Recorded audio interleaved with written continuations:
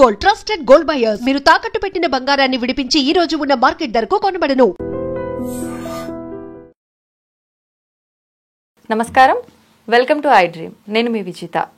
ప్రస్తుతం మనతో పాటు ఉన్నారు ప్రముఖ ఆధ్యాత్మికవేత్త, శ్రీ విద్యా ఉపాసకులు, ఎంతో మందికి మంత్రోపదేశం చేసిన గురువుగారు శ్రీ గురు కరుణామయ్య గారు మనతో పాటు ఉన్నారు. ఇప్పుడు గురుగారితో మాట్లాడి మన సందేహాలన్నింటినీ నివృత్తి చేసుకుందాం. నమస్కారం గురుగారు. శ్రీమాత్రే నమః. గురుగారు, మనకు వారాహి నవరాత్రులు రాబోతున్నాయి. మామూలుగా అందరం కూడా శరన్నవరాత్రులు ఎక్కువ ప్రత్యేకంగా చేసుకుంటాము, అందరికీ తెలిసిన నవరాత్రులు. వారాహి నవరాత్రులు అనేసరికి అమ్మవారు ఉగ్ర రూపం, పేరు వినగానే ఉగ్రంగా అనిపిస్తూ ఉంటుంది, వినటానికే భయంకరంగా. మరి అటువంటి అమ్మవారిని ఈ వారాహి నవరాత్రుల సమయంలో పూజిస్తే మంచిది అని చెప్పి వింటున్నాం. ఉగ్ర రూపాన్ని అందరూ ఆరాధించవచ్చా గురువుగారు? ఈ అమ్మవారు వేరు, ఆ అమ్మవారు వేరు అనుకోవడంలోనే మనం భ్రమల్లో పడుతున్నాం. ఒకే అమ్మవారు మన పరిస్థితులను అనుగురించి మనల్ని రక్షించడం కోసం ఒక్కొక్క రూపంలో వస్తుంది. నిజానికి చెప్పాలంటే ఈ వారాహి నవరాత్రులు ఆషాఢ శుద్ధ పాడ్యం నుండి నవం వరకు వస్తాయి. అప్పుడు శూన్యమాసం అంటారు. ఆ టైంలో మనకి పెళ్లిళ్ళు ఉండవు, ఏమో శుభకార్యాలు ఉండవు, ఇది శూన్యమే. అక్కడ పండగలు ఉండవు. ఈ టైంలో నా మైండ్ అటు ఇటు ఆలోచించి విపరీత ఆలోచనలకు వెళ్ళి చెడ్డ పనులు, చెడ్డ ఆలోచనలు, చెడ్డ కర్మలు, చెడ్డ మాటలు మాట్లాడడానికి అవకాశం ఉంటుంది. కాబట్టి ఆ సమయంలో నన్ను రక్షించడానికి వచ్చిన దేవత వేరే వారాహి. మరి మీ ఇంట్లో కూడా మీ పిల్లవాడు పెళ్ళైపోయింది కదా, మరి పిల్లలు చెప్పిన మాట వినకపోతే ముందు మెల్లిగా చెప్తారు, మరీ వినకపోతే ఏం చేస్తారు? కసురుతాము, కొడతాము. కొట్టరు, కనీసం ఇలా ఎత్తుతారు. కొట్టేదాకా కూడా ఉంటాయి గురుగారు కొన్ని సందర్భాలు. మరి మీరు ఉగ్రదేవతే కదా, అంతే. మీ పిల్లవాడు మిమ్మల్ని ఉగ్రదేవతను మాట్లాడడం మానేతాడు అనుకోండి, ఎలా ఉంటుంది మీకు? ఆ సమయంలో నేను ఆ రూపం ధరించాలి కాబట్టి ధరించేను గాని నిజానికి నాకు గుణమే లేదంటుంది అమ్మవారు. నా భ్రమ ఉగ్రదేవత అనుకోవడం. ఆ లెక్కని దుర్గమ్మ వారు కూడా మహిషాసురుని సంహరించింది ఇలా అని. మరి వెజవాడ కనకదుర్గ గుడికి వెళ్ళకండి, ఉగ్రదేవత కదా. ఇది ఎక్కడో ఒక్కదానికే అన్వయిస్తున్నారు. ఏమిటంటే వీళ్ళందరికీ అంటే వారాహి వీళ్ళందరూ కూడా శ్రీ విద్యా తంత్రంలో వచ్చింది, తంత్రం మనకి పనికిరాదు, వైదికానికి పనికిరాదని ఒక వ్యవస్థ క్రియేట్ చేసి ఈవిని పూజించకూడదన్నారు. కానీ వారాహి దేవత లక్ష్మీదేవి యొక్క ఇంకొక అవతారమే. మనలోనూ లోపం ఉంది, వద్దన్నది మానేస్తున్నాం, కానీ చెయ్యమో అసలే. ఇప్పుడు కార్తీక మాసంలో పొద్దున్నే లేచి నీళ్ళ స్నానం చేయమంటారు వీళ్ళే, అది మీరు చెయ్యరు. మరి ఎందుకు వచ్చింది పని, ఇంకో పని. ఇది మానేస్తే పర్వాలేదు అనుకుంటారు. అసలు వారాహి అంటే రాహ్ అంటే చీకటి, వ అన్న శబ్దం అమృత శబ్దం, అభయం ఇచ్చేది. ఈవిడ లక్ష్మీదేవి యొక్క ఇంకొక స్వరూపమే. వారాహి అంటే ఇంకొక అనుకుంటా కానీ లక్ష్మీదేవి శుభాన్ని తీసుకొస్తుంది. మన ఇంటికి మామిడి ఆకులు తోరణం లాంటివి. కానీ ఇంట్లో దుమ్ము పెట్టుకుని తోరణం కట్టుకుంటే ఏం లాభం? ఉపయోగం లేదు. ఈ దుమ్ము వ్యాక్యూమ్ క్లీన్ చేయడానికి వారాహి కావాలి. ఈ దుమ్ము మనలో ఉన్న దుమ్ము. ఇప్పుడు ఇంత బాగా డ్రెస్ చేసుకుని మొహాన్ని విభూతి బట్టలు పుట్టుకుని లోపల కుళ్ళుగుణ ఉంటే ఏం లాభం? ఈ కుళ్ళుని తొలగించి ఇంకో దేవత కావాలి. అందుకే ఆవిడ ఫేసు బోర్ ఫేస్ అంటారు. దానికి ఒక కొమ్ము ఉంటుంది. ఈ కొమ్ముతోటి ఆవిడ పొక్కైన తవ్వినట్టు లోపల తవ్వి తీస్తుంది. ఎక్కడ తీస్తుంది? లోపలే. మనం తప్పంటే ఎవరికి ఒప్పుకోడు, ప్రపంచం తప్పని అనుకుంటాం కానీ ఇది భరించడం కష్టం. వారాహి అమ్మవారు లక్ష్మీదేవి యొక్క, అందుకే శ్రీచక్రంలో కూడా కుడి పక్క కార్నర్లో మహాలక్ష్మి అన్న మాతృగా దేవత ఉంటే ఎడమ పక్క కార్నర్లో వారాహి అని ఉంటుంది. ఇక్కడ మంత్రంలో సర్వదుష్ట ప్రదుష్టానాం అని వస్తుంది అనేటప్పుడు ఇదో భయంకరం ఉగ్ర స్వరూపం అని. మరి ఆ లెక్కని నరసింహస్వామి ఈవిడ కన్నా మహా ఉగ్రవే కదా. మరి ఆయన్ని మానేయండి, అలా ఎలా కుదురుతుంది? అంత ఉగ్ర స్వరూపం కూడా ప్రహ్లాదుడు ఇలా అనేటప్పటికీ శాంతమయ్యాడు. ఇక్కడ ఏమిటి, ఈవిడ ఉగ్రం దేని మీద అన్నది మనం మర్చిపోతున్నాం. ఆవిడ ఉగ్రం మీ మీద నా మీద కాదు, రాక్షసుల మీద ఉగ్రం. Okay okay. మరి ఒక దొంగాడు వస్తే వాడి నయానా భయానా అంటే కర్రొచ్చుకుంటే కానీ దొంగాడు పారిపోడు. ఇక్కడ ఉన్నటువంటి కామక్రోధ లోభ మోహ మదవస్తలనే దొంగల్ని తరమాలి అంటే వారాహి లాంటి ఉగ్రదేవతే కావాలి. ఆవిడ నిజానికి ఉగ్రదేవత కాదు, సౌమ్యంగానే ఉంటుంది మనం ప్రార్థించినప్పుడు. అందుచేత వారాహిని గురించి భయపడాల్సిన పని లేదు, ఎవ్వరు చెప్పినా వినకండి. ఈవిడ 3 సందర్భాల్లో మన కలియుగంలో ఇప్పుడున్న పరిస్థితుల్లో 3 సందర్భాల్లో మనకు కావలసిన దేవత వారాహి. అవునా గురుగారు? రాహు దోషం అని ఉంటుంది, మీరు విని ఉంటారు, మీ ఛానల్లో కూడా చాలా మంది జ్యోతిష్కులు అస్ట్రాలజర్స్ చెప్తూ ఉంటారు. ఆ రాహు దోషం ఉందంటే భార్యాభర్తల మధ్య సంబంధం బాగుండదు, దెబ్బలాట్లు వస్తూ ఉంటారు. కరాల భక్తం కరవాల సూలి అని ఆయన వర్ణిస్తాడు. ఎప్పుడు దెబ్బలాటే. ఏమమ్మా బాగున్నావా అంటే కనబట్టం లేదా, అది క్వశ్చనా? ఈ రకమైన యాటిట్యూడ్ రాహు వల్ల వస్తుంది. వచ్చి ఆ దోషం పోవాలంటే రాహు మంత్రం జపం చేయమని కయాన చిత్ర ఆ బహుతూతే అనేదో చెప్పమంటారు. కానీ విపరీతంగా లోనవుతున్నప్పుడు వారాహి రక్షిస్తుంది.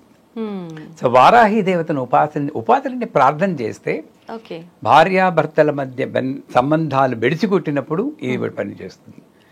అంటే భర్తని భార్యని మార్చేస్తుందని కాదు, అడ్జస్ట్ అయ్యి కూడా నేర్పుతుంది. అదే కదా గురువు గారు కావాల్సింది. మనం అడ్జస్ట్ అవ్వలేకపోతున్నాం. 2 క్రానిక్ ఇల్నెస్, దీర్ఘకాల వ్యాధులు ఏమైనా ఉంటే వాటిని ఉపశమనం చేస్తుంది. అందుకే ఈ వారాహి మంత్రాన్ని మా గురువు గారు అమృతానంద సరస్వతుల వారు సర్వదుష్ట ప్రదుష్టానాం అన్న ప్రదేశంలో సర్వరోగ ప్రరోగాణం అని చెప్పి రోగాలను ఏం చేసి చూపించారు. 3వది కోర్టు కేసులు. ధర్మం మన పక్కనుంటే, న్యాయం మన పక్కనుంటే వారాహి చదివితే ఆ కోర్టు కేసులో జయం అవుతుంది. ఇంత గొప్ప శక్తివంతమైనటువంటి లక్ష్మీదేవిని ఆడు భూ అనేటప్పుడు భయపడిపోయి పక్క వాళ్ళు కూడా చెప్పి అమ్మమ్మ వద్దంటే, ఏమండి నా తల్లి ఎంత భయంకరంగా ఉన్న తల్లి కదండి, నేను ఎక్కడ వదులుతాను ఆ భావన ఉన్నవాడు రామకృష్ణ పరమహంస అలా నరికినా సరే నిన్ను మాత్రం వదలను అన్న భావన వాడికి వారాహిదేవి గొప్ప ఉపయోగం, మంచి శుభాల్ని కలుగజేస్తుంది. మరి ఎలా ఆరాధించాలి గురువుగారు అమ్మవారిని? ఇప్పుడు ప్రత్యేకించి ఒక్కొక్క అమ్మవారికి ఒక్కొక్క ప్రత్యేకమైన స్పెషల్ డే, తిథి కానీ వారం కానీ అలా ఉంటుంది. ఈ అమ్మవారి విషయానికి వస్తే నాకు తెలిసినంత వరకు ఒక తిథి ఇది ఉన్నట్టుగా ఎక్కడ వినలేదు. ఈ ఆషాఢ మాసంలో మాత్రమే నవరాత్రుల టైంలో పూజిస్తారని చెప్పి విన్నాం గురుగారు. నిజమేనా గురుగారు? అది నవరాత్రులు మాత్రమే కాదు, నిజానికి మనం కొంచెం పైకి వెళ్ళి మాట్లాడదాం. అలాగే గురు, ఇక్కడ కాదు, ఇక్కడ మాట్లాడితే భగవంతుడు అనేది శక్తి. ఈ శక్తి ప్రపంచమంతా వ్యాపించి ఉన్నప్పుడు ఈ మూలంలో ఉన్న శక్తిని నేను నాలెడ్జ్, జ్ఞానం కోసం ఉపయోగిస్తాను. దాన్ని నేను సరస్వతి అంటాను. అదే శక్తి ఇటుపక్కకు వస్తుంది, ఫోకస్ కోసం ఉపయోగిస్తాను. దాన్ని ఏమంటారు? గణపతి అంటాం. ఇక్కడ ఉంటుంది డబ్బు, సంపద కోసం, సుఖం కోసం. ఆవిడని ఏమంటారు? ఐశ్వర్యలక్ష్మి. ఐశ్వర్యలక్ష్మి బిరుదు కూడా పెట్టారు. లక్ష్మి అంటేనే ఐశ్వర్యం, మళ్ళీ ఐశ్వర్య. ఇది ప్రజెంట్ డే ట్రెండ్ ఏమిటంటే ఐశ్వర్యలక్ష్మి అని చెప్తే కానీ లక్ష్మి గురించి నిజమే గురువు గారు, ఇవన్నీ యాడెడ్ అనమాట. ఆవిడ మహాలక్ష్మి. సో ఈ పాకెట్స్ లో ఒక్కొక్క పాకెట్ ఒక్కొక్క టైంలో యాక్టివ్ గా ఉంటుంది అంతే. గణపతి నవరాత్రులప్పుడు గణేష్ చతుర్థి నుండి ఆ 9 రోజులు గణపతి చేస్తే ఆ టైంలో ఆ పాకెట్ లో చాలా శక్తి ఈజీగా మనం డ్రా చేసుకోవచ్చు, అంతే అర్థం. వారాహి యొక్క శక్తి ఈ మూలన ఉంటుంది కాబట్టి ఆవిడ యొక్క శక్తి ఈ ఆషాఢ మాసంలో పాడ్యమి నుండి నవమి దాకా బాగా ఉధృతంగా ఉంటుంది, ఈజీగా కనెక్ట్ అవ్వచ్చు. అంచేత రాబోయే జూలై 6 నుండి 14 దాకా మీరు కెమెరామెన్లు చూసి వాళ్ళు అందరూ ఈజీగా చేయగలిగింది ఒక వారాహిదేవి ఫోటో ఒకటి పెట్టుకుని. గురుగారు, వారాహి అమ్మవారి ఫోటో ఇంట్లో పెట్టుకోవచ్చా అనే సందేహం కూడా చాలా మందికి ఉంది. పెట్టుకోవచ్చా గురుగారు? మన చుట్టాలు, భార్య, భర్త, మేనమావలు వాళ్ళు కూడా భయంకరమైన బిహేవియర్ ఉన్న వాళ్ళు ఉంటారు. వాళ్ళ ఫోటో పెట్టుకుంటున్నారు. వాళ్ళ ఫోటో పెట్టుకోగలుగుతుంది, వారాహి ఫోటో పెట్టి ఏం కష్టం చెప్పండి. ఇక్కడ మైండ్ లో ఎక్కడో తేడా ఉంది నాకు. అసలు భగవంతుడు గుణాతీత, రూపాతీత, నామాతీత, తత్వాతీత, అన్నిటికీ అతీతమైన ఒక భగవత్ శక్తిని నేను గుణం ఆపాదించి అమ్మమ్మమ్మ వీడి దేవుడికి వెళ్ళకూడదు, వీడు చెత్తగాడు అన్నట్టు మానర్థం. అసలు రాహు కూడా అమ్మవారి స్వరూపమే అంటాను నేను. ఏకైవాహం జగత్యత్ర ద్వితీయా కా మమాపర పశ్యైత అదుష్ట అని ఆవిడ 10వ చాప్టర్లో రాక్షసుని తిడుతుంది. ఉన్నది నేను ఒక్కతినేరా, అందరూ నా విభూతులే అని. అది చదువుతున్నాం కానీ బుర్రలోకి ఎక్కటం లేదు. వారాహి ఆవిడే, మీరు ఆవిడే, నేను ఆవిడే, ఆవిడ తప్పితే ఇంకోటి లేదు, కృష్ణుడు అదే అన్నాడు. సో ఆ రకంగా చూసినప్పుడు ఆవిడ అమ్మవారి యొక్క స్వరూపం ఈ రూపంలో వస్తుంది. ఇకపోతే ఈ 9 రోజులు ఏం చెయ్యాలి అంటే, రోజు నిత్య పూజ చేస్తాం చేసేవాళ్ళు. ఏమండి, గంధం, పుష్పం, ధూపం, దీపం, నైవేద్యం. అది చేయడం తెలియకపోతే అడగమనండి, మీ ఛానల్ ద్వారా మనం చెప్పిద్దాం. సింపుల్. అది చేసి వారాహమ్మ వారి ఫోటో పెట్టుకొని, ఆ ఫోటోకో విగ్రహానికో యంత్రానికో మీ శక్తి కొలిది ఈ పూజ చేయాలి. పూజ చేసినప్పుడు వారాహికి ఎరుపు రంగు అంటే అక్కడ ఇష్టం అంటారు, కానీ ఆవిడకి ఇష్టం ఏంటి, కష్టం ఏమిటి, భగవంతుడికి ఆవిడకి అతీతురాలు. కానీ ఎరుపు రంగులో ఈజీగా ఆవాహన ఉత్తేజమవుతుంది. అంచేత ఈ పూజలో ఎర్ర రంగు బట్టలు వేసుకోండి. అంటే ఇది వేసుకున్న, నేను ఇప్పుడు తెల్ల రంగు బట్టలు వేసుకున్నంత మాత్రం నేను శాంత పురుషుని అయిపోతానండి.